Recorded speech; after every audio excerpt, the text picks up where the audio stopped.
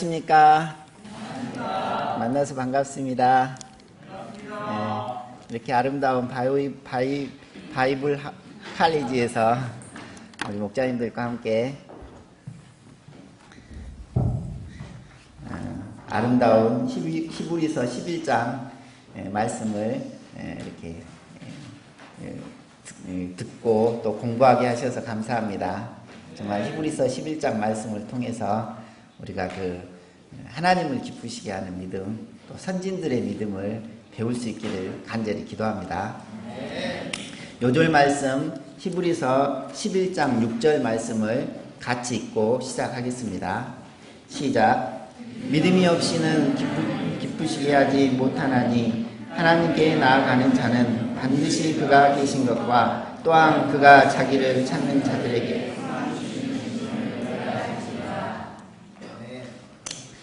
히브리서는 우리가 계속해서 주일 예배를 공부해 왔습니다. 그래서 히브리서는 로마에서 고난의 큰 싸움을 견디고 있는 유대 기독교인들을 위해서 쓰여졌습니다. 히브리서가 쓰여질 당시는 네로 핍박뿐만 아니라 동족 유대인들의 핍박까지 더해지는 아주 심각한 당시의 기독교인들에게는 심각한 상태였습니다. 그 핍박이 너무 힘들어서 신앙을 버리는 사람들도 생겼습니다. 이런 그들에게 히브리서 기자는 우리가 하나님의 뜻을 행하고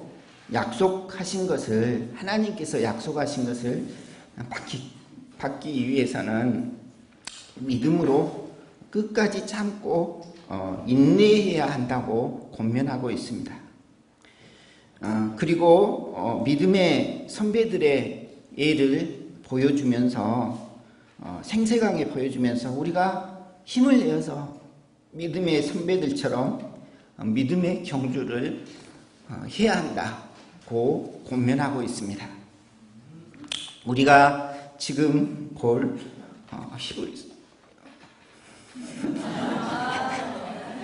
히브리서 11장은 신앙의 웨스터민스터 상원이라고 합니다. 황송합니다. 달목자님께서 지혜물을 웨스터민스터 상원에 대해서 잘 모르는 사람도 있죠. 저도 잘 몰라서 네이버 지식인을 쳐봤습니다. 웨스터민스터 상원은 영국의 역사를 빛낸 사람들의 무덤이 있는 곳입니다. 그래서 히브리서 11장은 바로 신앙의 웨스터민스터 상원이라고 말합니다. 왜냐하면 이 히브리서 11장에는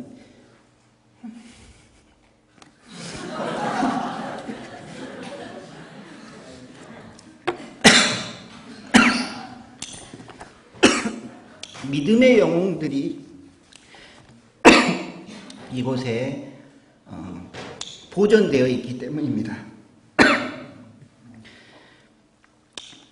그러나 웨스트민스터 사원은 죽은 사람들의 무덤이 있는 곳입니다. 그러나 이곳 히브리서 11장에는 믿음의 영웅들이 지금도 살아서 그 믿음의 역사를 증거하고 있는 곳입니다.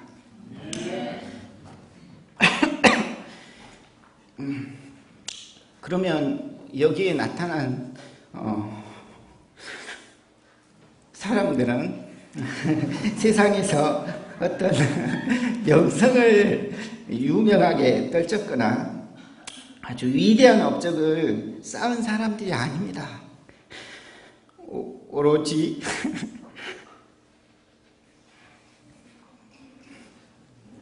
믿음으로 하나님을 기쁘시게 하는 사람들입니다. 헬조선 저도 몰라서 헬조선 찾아봤더니 헬이 지옥이란 뜻이죠. 조선이 우리나라를 가리키고, 또 오포, 또 엠포는 수없이 많이 포기한다는 말입니다. 엠포 세대로 불리는 이 시대를 우리가 살아가고 있습니다. 이런 포기하는 시대에, 어려운 시대에 우리가 정말 믿음으로 산다는 것은 쉽지 않습니다. 지금부터 펼쳐진 선배 조상들의 믿음의 삶을 배워서 우리도 믿음으로 하나님을 기쁘시게 하는 삶을 살 수 있기를 간절히 기도합니다. 제1부 믿음의 정의와 기초. 1절에서 3절 말씀을 보십시오. 1절 말씀을 함께 읽어보겠습니다. 시작.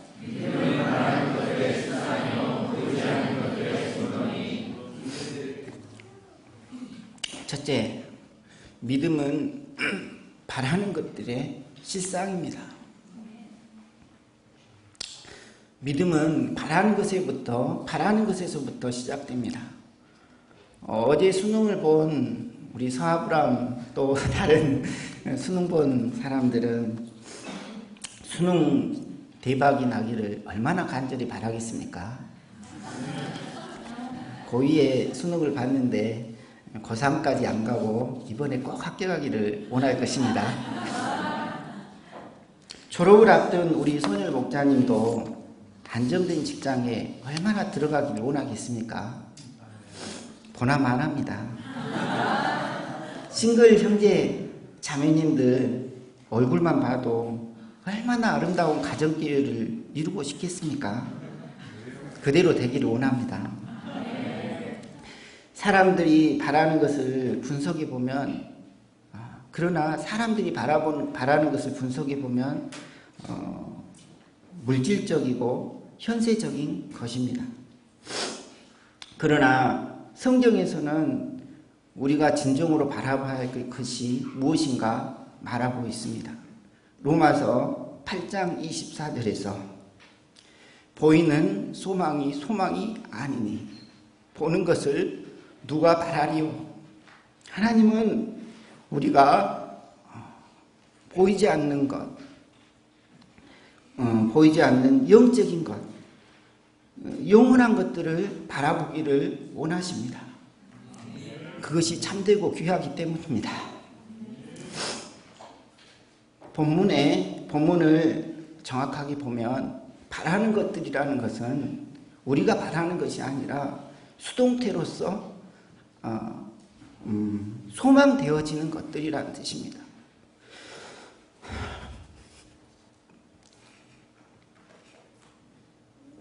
소망되어지는 것들은 무엇이겠습니까?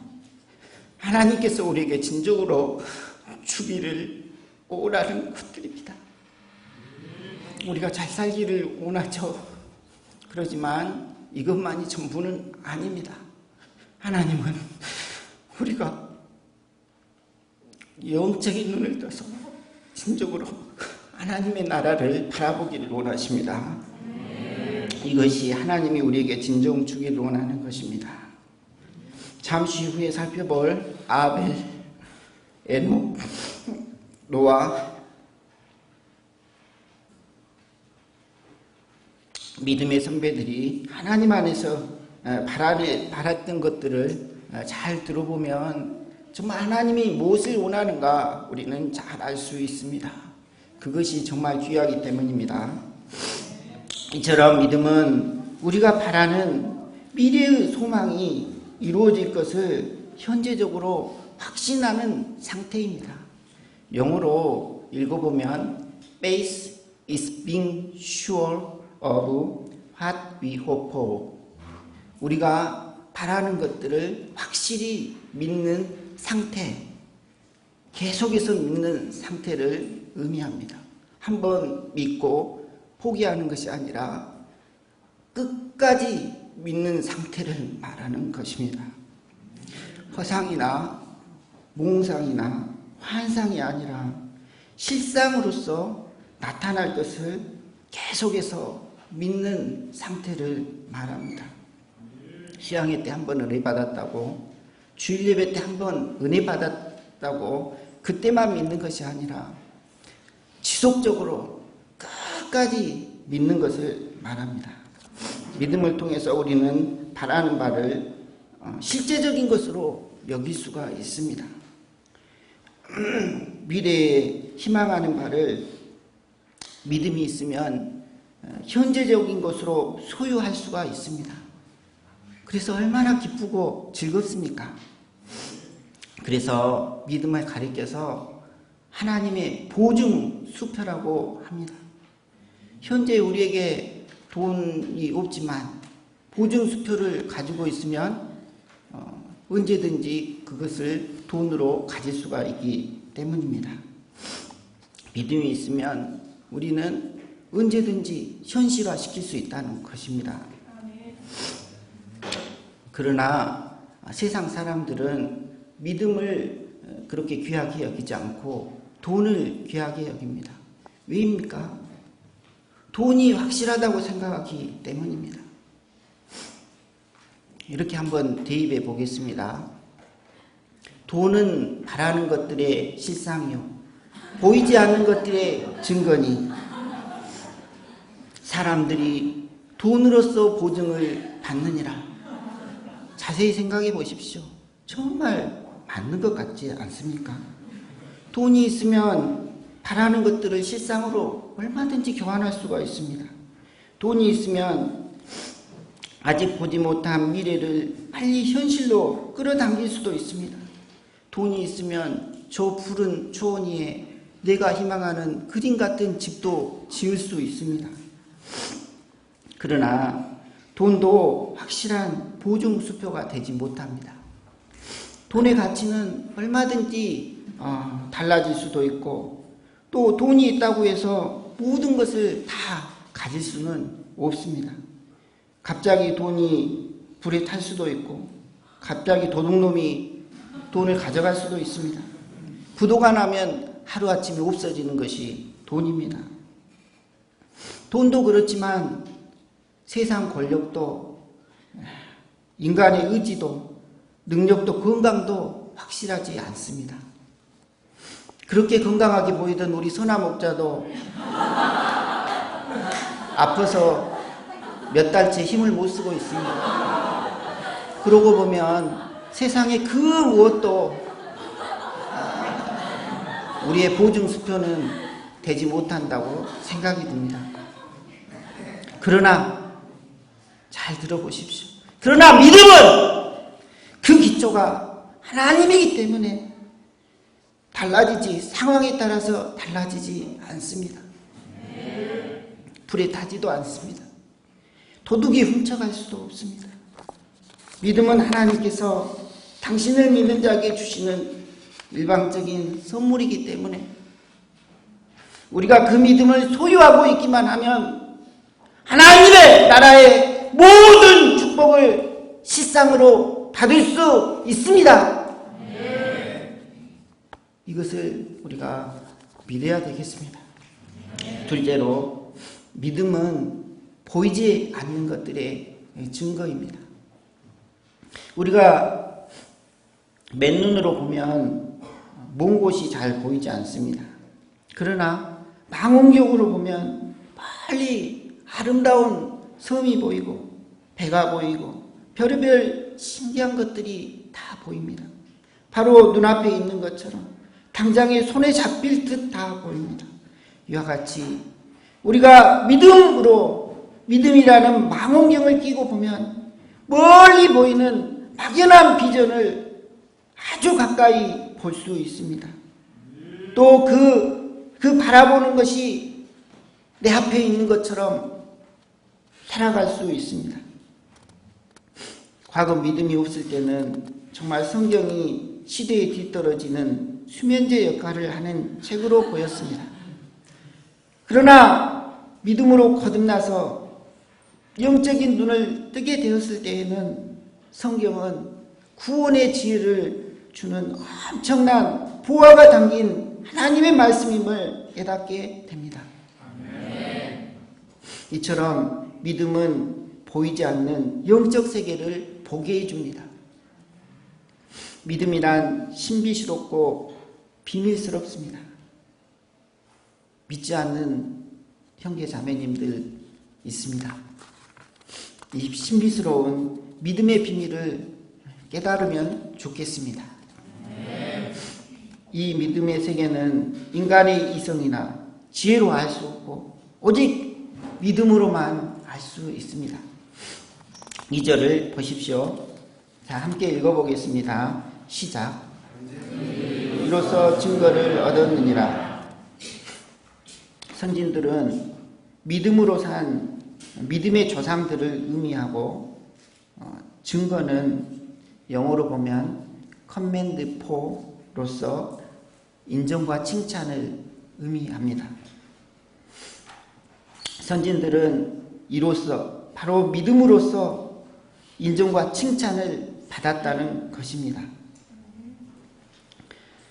선진들은 오직 믿음으로 하나님께 칭찬을 받았습니다. 사회적인 지위나 권세나 돈으로서 인정받은 것이 아닙니다. 그들은 오직 믿음으로써 하나님께 인정과 칭찬을 받았습니다.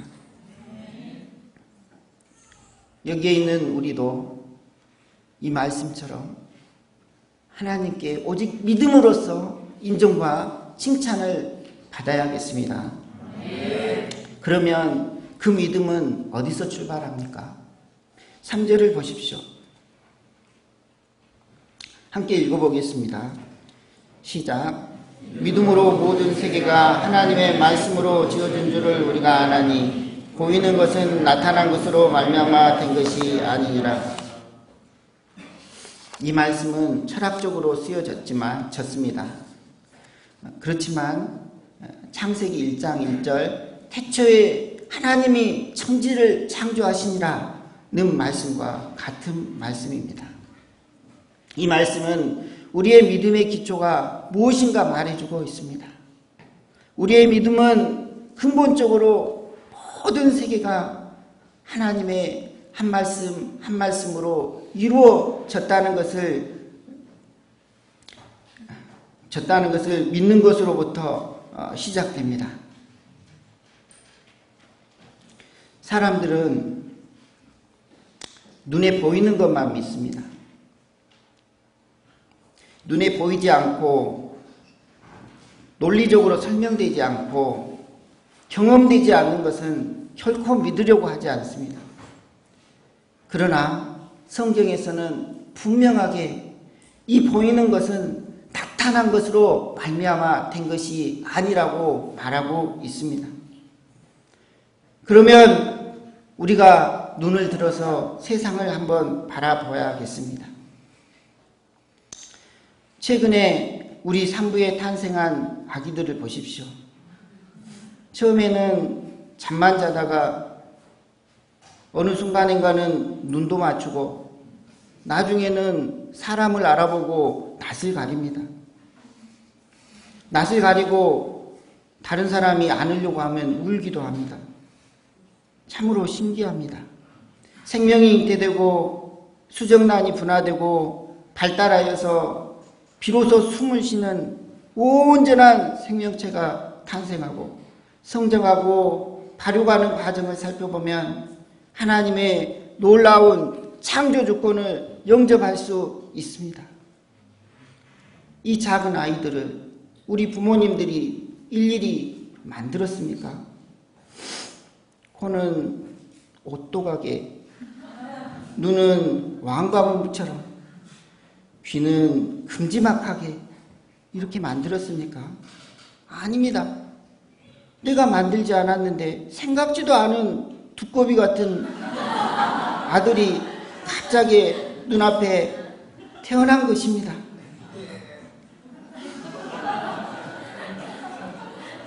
그 예쁜 아기를 여러 부모님들이 만들었습니까?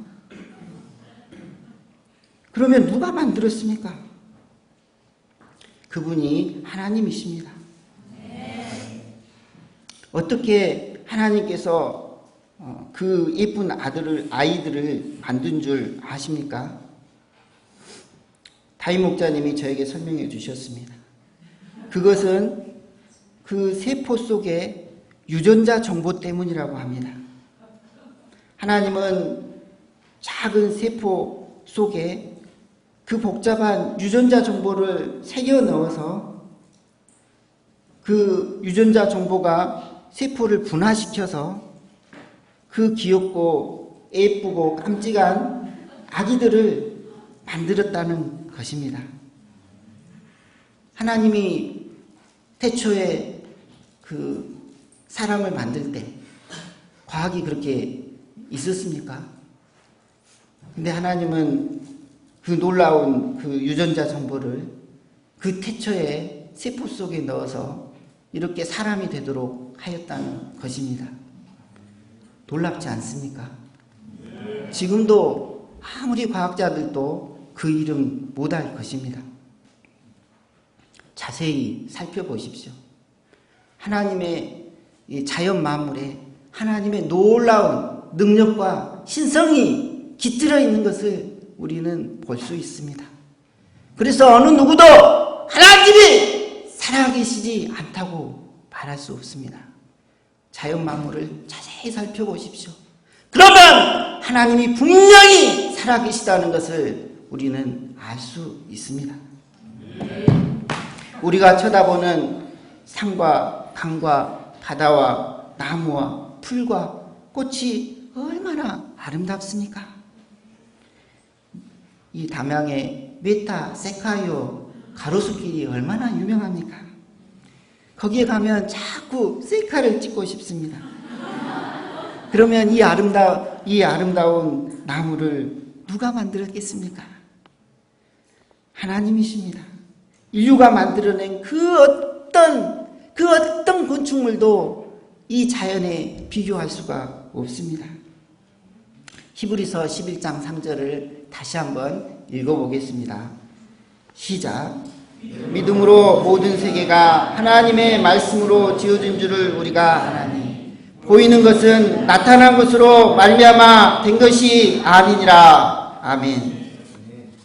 제2부 증거를 얻는 믿음 4절에서 7절 말씀입니다. 첫째, 아벨의 믿음. 4절은 최초의 믿음의 선진인 아벨에 대해서 언급하고 있습니다. 믿음으로 아벨은 가인보다 더 나은 제사를 하나님께 드림으로 의로운 자라 하시는 증거를 얻었으니 하나님이 그 예물에 대하여 증언하십니다. 그가 죽었으나 그 믿음으로써 지금도 말하느니라. 창세기 4장에 보면 재미있는 일이 있습니다.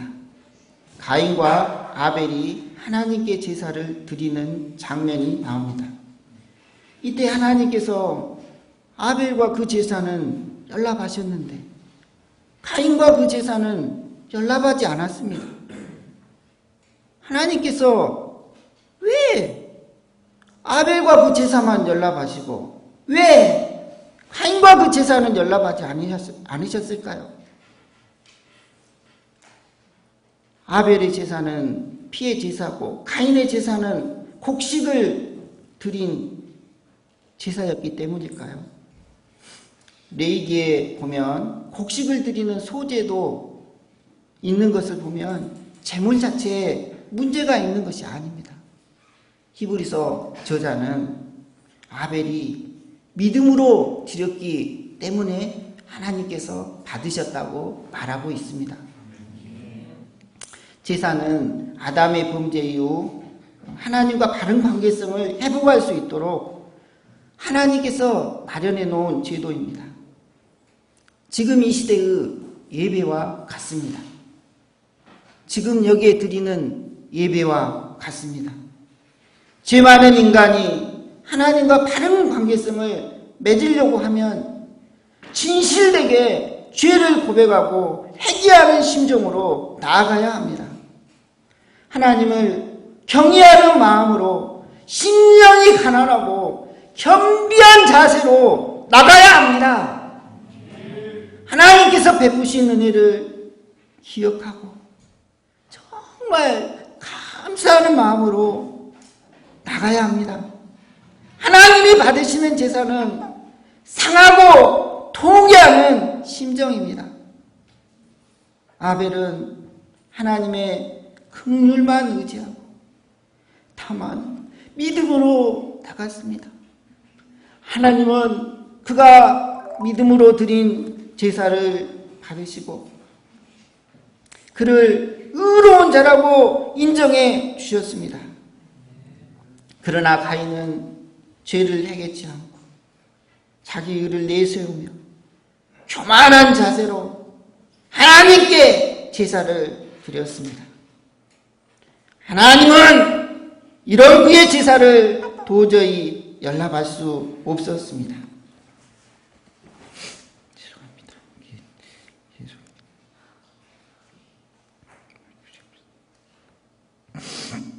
도저히 연락할 수 없었습니다.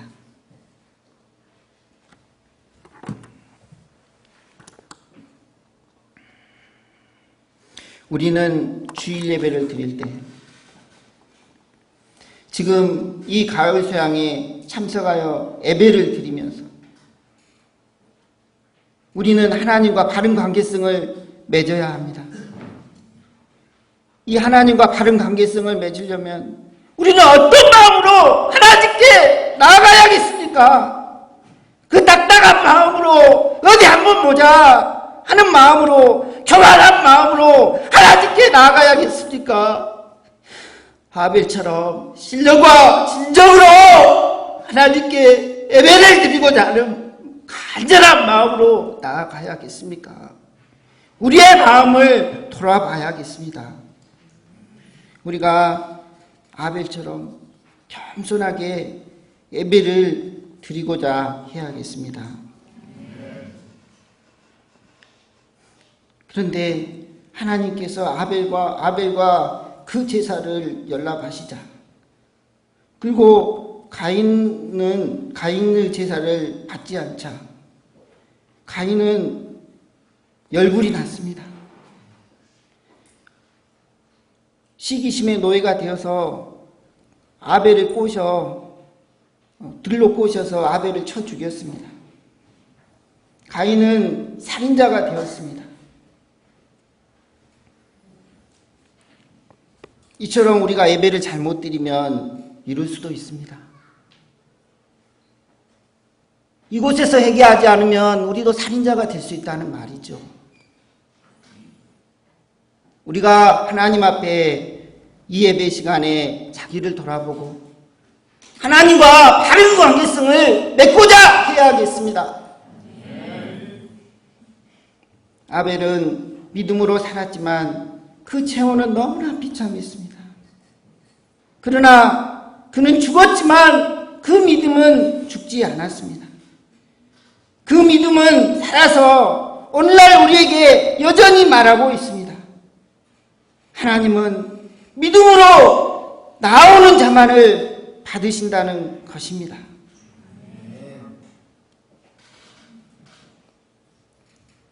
우리는 아벨을 통해서 믿음으로 살지만 그 결과는 좋지 않을 수도 있다는 사실을 배웁니다.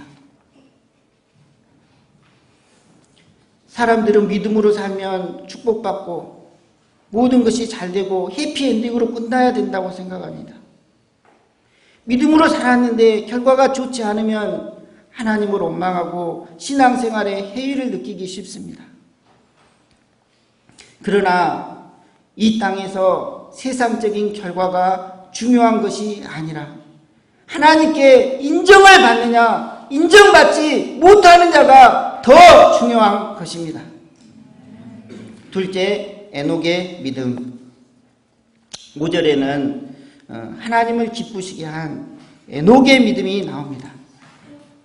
자, 함께 읽어보겠습니다. 시작. 믿음으로 에녹은 죽음을 보지 않고 옮겨졌으니 하나님이 그를 옮기심으로 다시 보이지 아니하였느니라.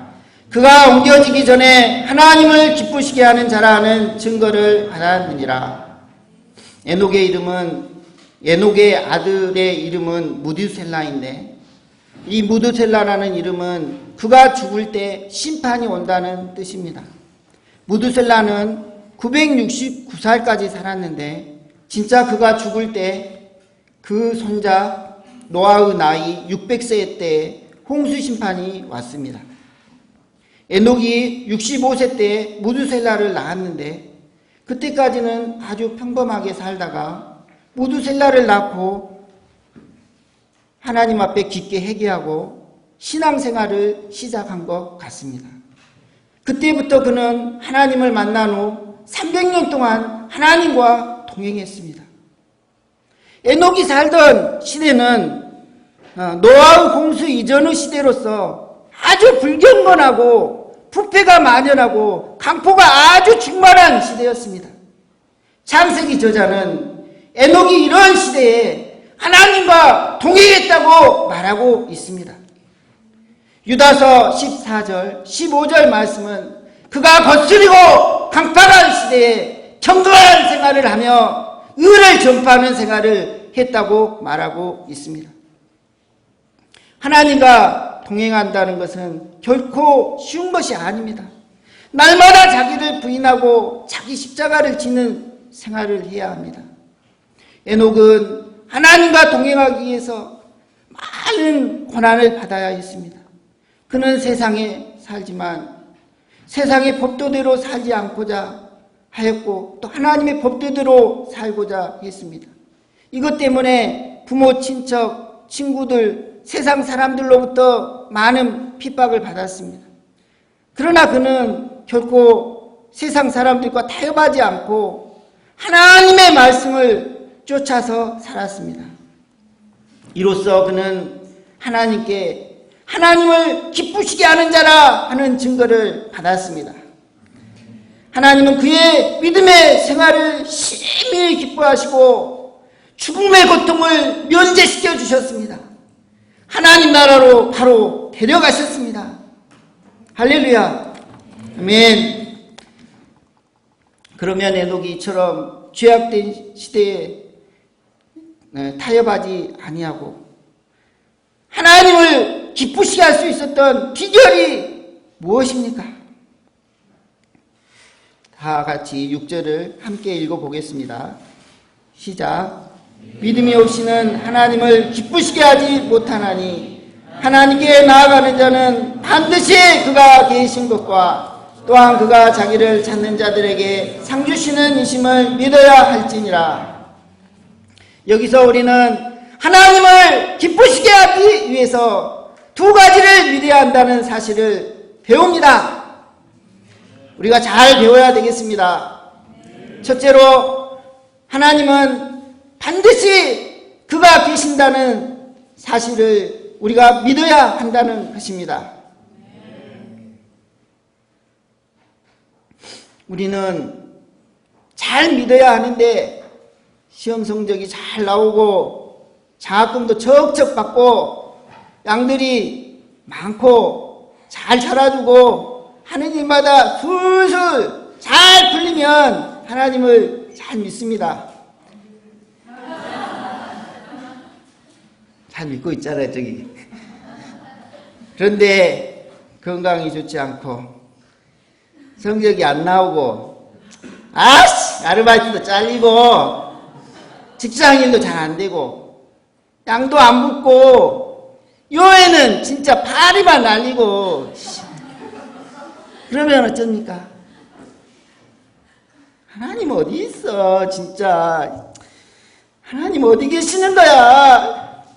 이렇게 불신에 사로잡힐 때가 많습니다. 그러나 이런 믿음으로는 우리가 하나님을 기쁘시게 할 수 없습니다. 상황이 좋을 때나 나쁠 때나 일이 잘 풀릴 때나 안 풀릴 때나 인생의 순풍호 때나 역풍호 때나 언제든지 변함없이 항상 반드시 하나님께서 살아계신다는 것을 믿어야 합니다. 이것이 믿음입니다. 나와 함께 하셔서 나의 인생을 가장 선한 방향으로 인도하신다는 것을 믿어야 합니다. 이것이 주님을 기쁘시게 할 수 있습니다. 믿습니까? 출애굽기에 나오는 이스라엘 백성들을 우리는 잘 압니다. 이스라엘 백성들은 홍해를 가르고 하나님의 놀라운 기적으로 출애굽했습니다. 얼마나 좋았겠습니까? 근데 시간이 조금 지나서 광야길에서 물이 없고 먹을 것이 없을 때 그들은 어떻게 했습니까? 아따 목마른 아따 배고픈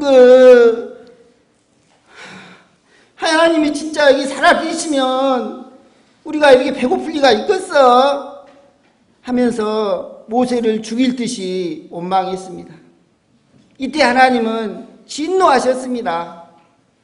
우리도 현재 그러고 있지 않습니까? 우리도 마찬가지입니다. 우리도 하나님의 성령의 능력으로 구원을 받았습니다.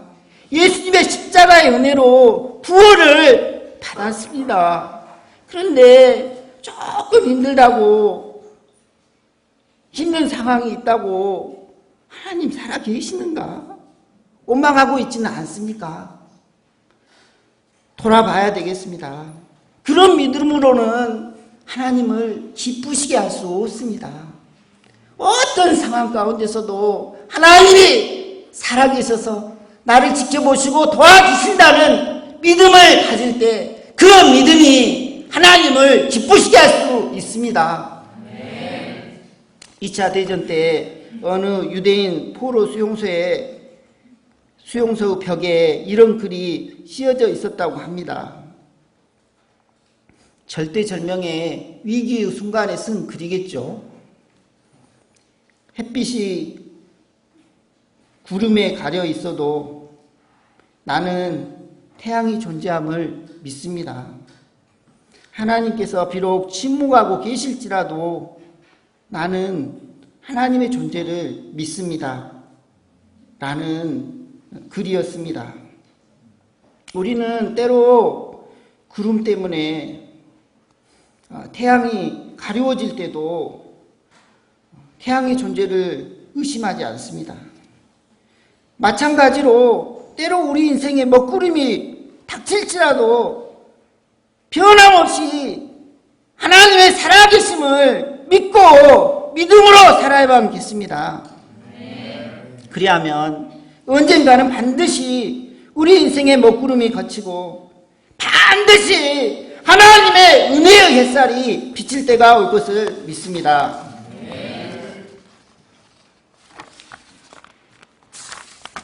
둘째로 우리가 하나님을 기쁘시게 하기 위해서는 상 주시는 하나님을 믿어야 합니다.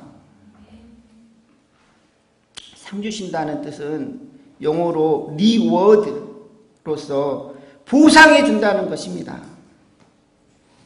하나님은 우리가 주님을 간절히 찾고 구하면 우리의 진심을 외면하는 분이 아닙니다. 반드시 보상해 주시는 분입니다. 하나님은 우리 각자에게 시대한 관심을 가지시고 어떤 모양으로든지 우리 인생들을 축복해 주기 원합니다. 믿습니까? 아멘. 로마서 8장 32절에서 말하고 있습니다. 자기 아들을 아끼지 아니하시고 우리 모든 사람을 위하여 내주시니까 어찌 그 아들과 함께 모든 것을 우리에게 주시지 않겠느냐 라고 하였습니다. 누가복음 11장 13절에서는 너희가 악할지라도 좋은 것을 자식에게 줄 줄 알거든 하물며 너희 하늘아버지께서 구하는 자에게 성령을 주시지 않겠느냐고 하였습니다. 또한 궁극적으로 하나님이 진정으로 주시고자 하시는 것은 하나님의 나라 영적인 축복들입니다. 그러므로 우리는 하나님께 나아갈 때 상 주시는 하나님, 좋으신 하나님, 사랑의 하나님을 믿고 나가야겠습니다. 즉 우리가 하나님을 기쁘시게 하기 위해서는 하나님께서 어떤 상황에서도 반드시 살아계신다는 사실과 그 하나님께서 나에게 분명히 상 주신다는 사실을 믿어야만 하겠습니다. 그리할 때 우리가 하나님을 기쁘시게 할 수 있습니다. 아멘. 7절을 보십시오. 자, 함께 읽어보겠습니다. 시작. 믿음으로 노아는 아직 보이지 않는 일에 경고하심을 받아 경외함으로 방주를 준비하여 그 집을 구원하였으니 이로 말미암아 세상을 정죄하고 믿음을 따르는 의의 상속자가 되었느니라. 노아는 앞으로 120년 후에 홍수 심판이 있을 것이라 하는 하나님의 경고의 말씀을 믿었습니다. 그때까지는 노아 이전까지는 한 번도 비가 많이 온 적이 없었고 홍수의 개념도 없었건만 노아는 하나님의 말씀을 그대로 믿었습니다. 더구나 하루 이틀도 아니고 120년 후에 일어날 일인데 그것을 믿었습니다. 저는 우리 아버지와 요새 말씀 공부하고 있는데 우리 아버지가 78세이신데 빨리 우리 아버지는 매일 그 묘자리만 알아봤거든요. 근데 빨리 우리 영혼을 준비해야 되지 않냐고 하지만 믿지 않고 준비하지 않는 것을 봅니다. 이것을 생각할 때 노아가 그 120년 후에 하나님의 심판이 있을 것이라는 그것을 믿는 것이 결코 쉬운 일이 아니다는 것을 깨닫습니다. 몇 년 후에 죽고 심판받을 것이라는 것도 믿지 않는 많은 사람들이 있는데 노아가 120년 후에 까마득한 세월에 일어날 일들을 믿고 산에 올라가서 잣나무로 방주를 짓는 생활을 했다는 것이 정말 놀라운 하나님을 경외하는 믿음인 것을 깨닫습니다. 우리가 노아처럼 하나님의 경고의 말씀을 경외함으로 믿는 믿음의 사람들이 될 수 있기를 간절히 기도합니다. 그래야 우리가 정말 이렇게 그 홍수 심판이 왔을 때 또 하나님의 심판이 왔을 때 우리 자신과 가정과 그 가정을 구원할 수 있습니다. 또 믿지 않는 영혼들을 구원할 수 있습니다. 저는 오늘 말씀을 준비하면서 정말 믿음이 없다는 생각이 듭니다.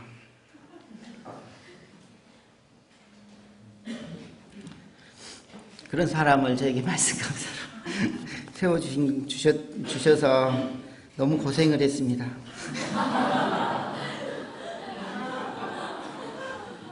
저는 대학 2학년 때 하나님의 은혜로 친구의 전도로 이곳 UBF에 와서 성경 공부를 하고 예수님을 영접하게 되었습니다.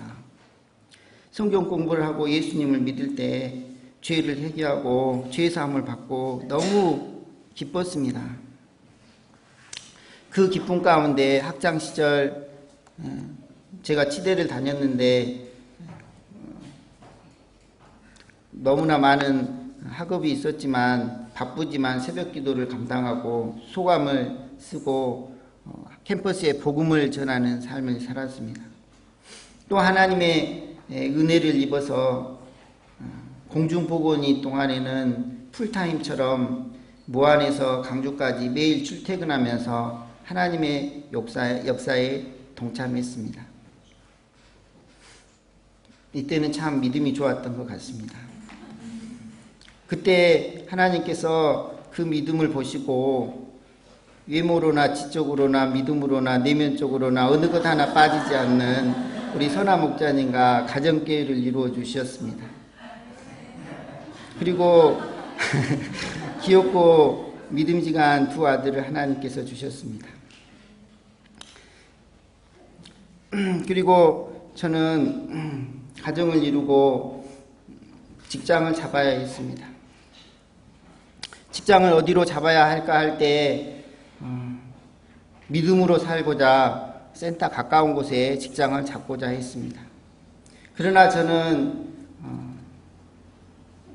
불행히 수련에 떨어졌습니다. 수련에 떨어져서 실력도 없는 사람이 강주 분교에 직장을 잡는다는 것이 어렵게 느껴졌습니다. 그러나 믿음으로 직장을 잡고자 했을 때 현재의 말바우 시장에 자리를 잡게 했습니다. 그때 그곳은 치과가 아주 많은 곳이었습니다. 지금도 한 200m 사이에 100개가 넘는 치과가, 아니 100개라 했다, 10개가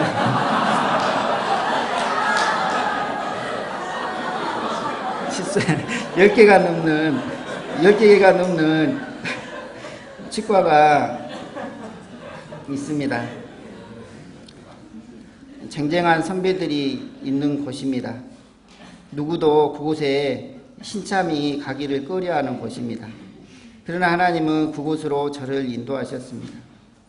저는 그때 과연 나는 살아남을 수 있을까 걱정했습니다. 망하지 않을까 걱정했습니다. 그러나 하나님은 이런 저와 함께 하셔서 제가 잘 먹고 잘 살 수 있도록 지금까지 인도하셨습니다. 제가 공부할 수 있도록 좋은 스터디 모임으로 인도하셨고, 그래서 그곳에서 배우며 실력 있는 치과 의사가 됐고, 그곳에서 사랑받는 그 지역 주민들에게 사랑받는 치과 의사가 되게 하셨습니다. 그 거짓말은 아닙니다.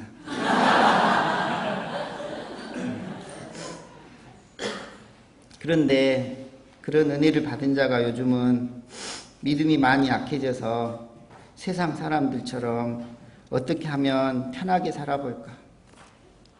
어떻게 하면 나도 돈을 좀 벌어서 건물을 좀 사볼까? 하도 집주인이 월세를 많이 올려주라고 해서 힘들어 그런 생각을 해봤습니다. 또 시간이 나면 탁구를 치면서 내 건강을 지키고자 했습니다. 그러나 이런 삶으로는 하나님을 기쁘시게 할 수가 없습니다. 하나님은 분명히 살아계시는데 세상 사람들처럼 세상의 보화를 쌓는 삶을 살아서는 도저히 하나님을 기쁘시게 할 수 없습니다. 제가 다시금 하나님의 축복을 많이 받은 자로서 주와 복음을 위해서 힘쓰는 삶을 살아야겠습니다. 다시 젊었을 때의 스피릿을 회복하고, 제가 늙은 건 아닙니다.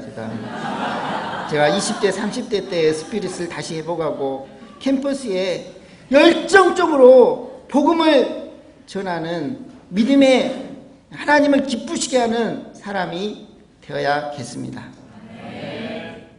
결론적으로 우리는 오늘 말씀을 통해서 믿음이란 그 어떤 상황 가운데서도 하나님께서 살아계신다는 사실을 굳게 믿는 것이 믿음이라는 것을 배우게 되었습니다.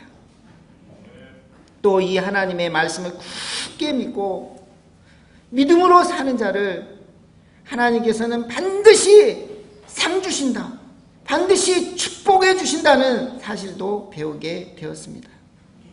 저희들이 일생 동안 살아계신 하나님, 상 주시는 하나님을 믿고 믿음으로 살아서 하나님을 기쁘시게 하는 믿음의 종들이 다 될 수 있기를 간절히 기도합니다.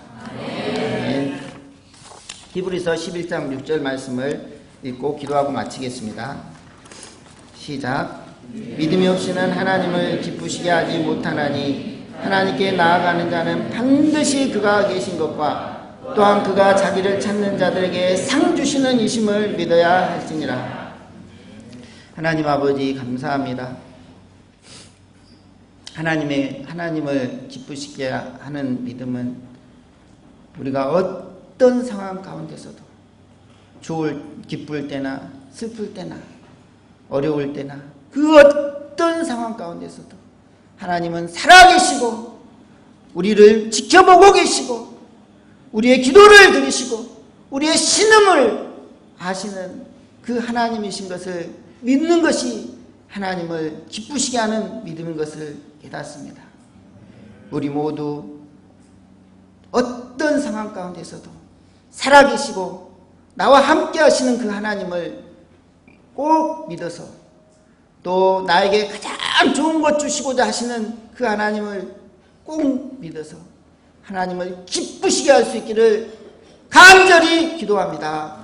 예수님 이름으로 기도드렸습니다. 아멘.